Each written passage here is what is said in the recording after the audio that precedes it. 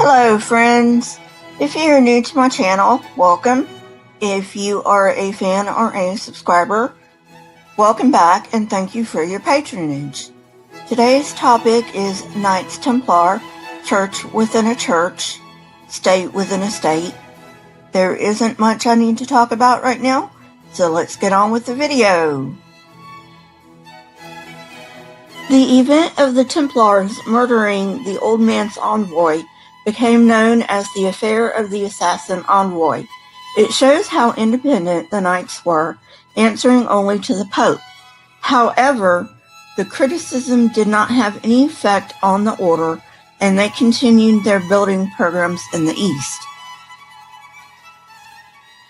The Templars were also skilled architects, building or renovating several churches and fortresses for defense. King Baldwin III died in 1162 and was succeeded by Amalric, who wanted to conquer Egypt. While Amalric was negotiating with the Egyptian vizier, the Muslims attacked Antioch. A Christian contingent that included some Templars went out to meet the Muslims.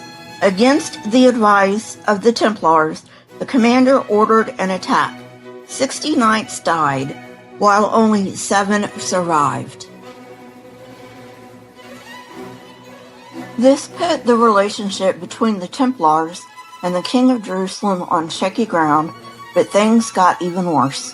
In 1166, the Templar fortress was besieged by Nur ad-Din's troops. When Amalric went to their aid, he encountered 12 knights coming across the Jordan River, who informed him that they had surrendered the fortress. Amalric was so enraged that he ordered the knights to be hanged. When Amalric invaded Egypt in autumn 1168, the Templars refused to take part. The affair of the assassin envoy happened 5 years after the Templars refused to be part of the Egyptian campaign, further straining relations. The following year, both Amalric and Nur ad-Din died. Since both left heirs who were minors, rival claims emerged, with Egypt being the most serious. Salah ad-Din Yusuf, aka Saladin, had played an important part in keeping Amalric's army at bay during the Egyptian campaign, and he continued to play a prominent role by forging alliances and creating unity among Muslim kingdoms to continue jihad, or holy war. Although he developed a reputation for piety and mercy towards his enemies, he despised the military orders. It wasn't long before the Templars faced Saladin's forces. Saladin attacked Gaza in 1177, and the Templars were waiting. However, Saladin decided to lay siege against Ascalon instead. Baldwin III's son, Baldwin IV, had since come of age, and he led the counterattack. With the Christian forces concentrated at Ascalon and Gaza, Saladin then turned his attention to Jerusalem. However, Baldwin realized what Saladin was doing, and with a contingent of Templars, went after him. They caught up with and destroyed Saladin's forces on November 25th, 1177, but Saladin escaped to Egypt. That battle showed the Templars' military might, but Saladin would soon see their fanaticism. Baldwin had constructed a fort at Jacob's Ford on the Jordan because the Templars had recognized its strategic importance on the road to Damascus.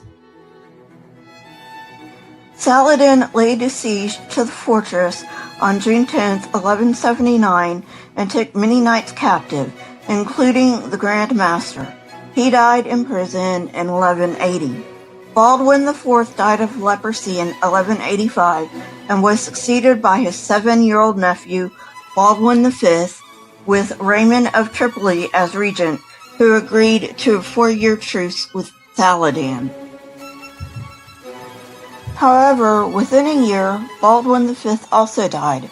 Under the terms of Baldwin IV's will, if his nephew died before he came of age, Raymond of Tripoli would continue as regent until they found a new king.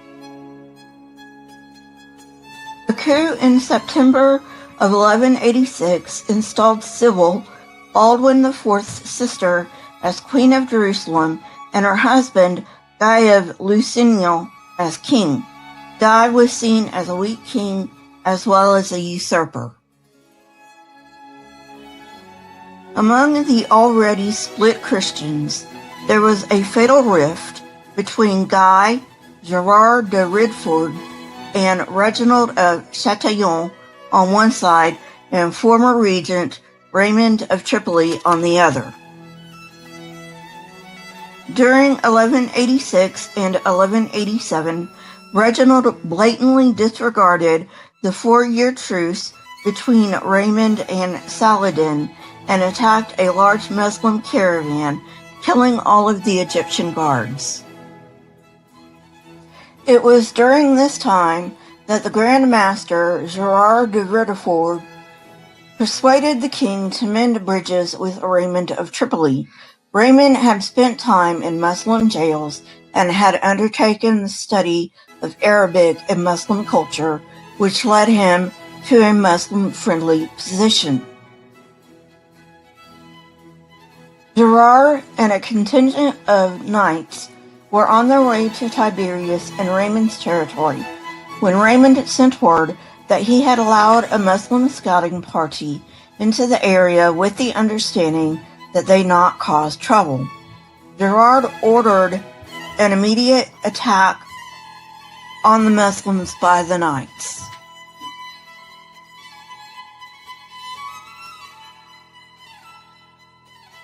On May 1st, 1187, the knights encountered Saladin's troops, and despite being massively outnumbered, Gerard ordered an attack. In the battle that followed, almost all the Christian force was wiped out. Only Gerard and 2 other Templars escaped. Gerard precipitated another military disaster when Saladin took the city of Tiberias. Raymond of Tripoli, who had healed the rift with Guy, advised him not to engage because Saladin's army was so large, but Gerard persuaded the king not to sacrifice Tiberias. The Crusader army marched to the village of Lubia. Everyone was suffering from thirst, and the Templars asked to stop for the night. King Guy agreed. During the night, Saladin's army set fire to the brush. At sunrise on July 4th, the Muslim army attacked. Weakened by thirst, heat, and smoke, the Crusader army didn't have a chance. Muslim custom states that a man offered food or water be spared.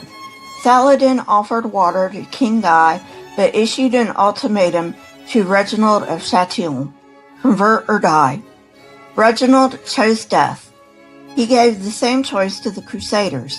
So fanatical were they that they chose death. Only Gerard de Rideford was spared. On October 2nd, 1187, Saladin entered Jerusalem.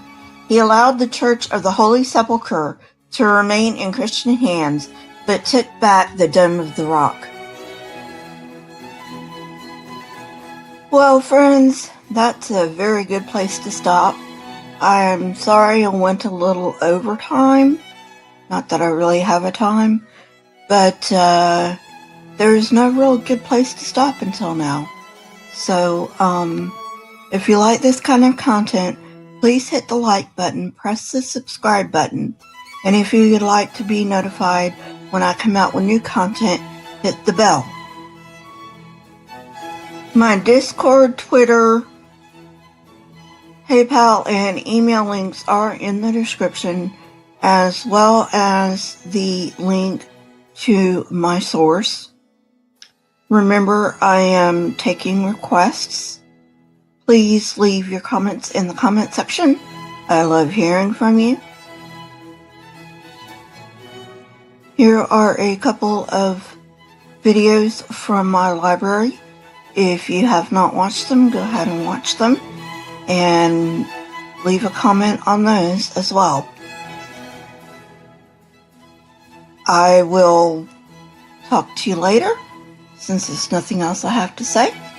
Question everything and never be afraid. Goodbye, friends.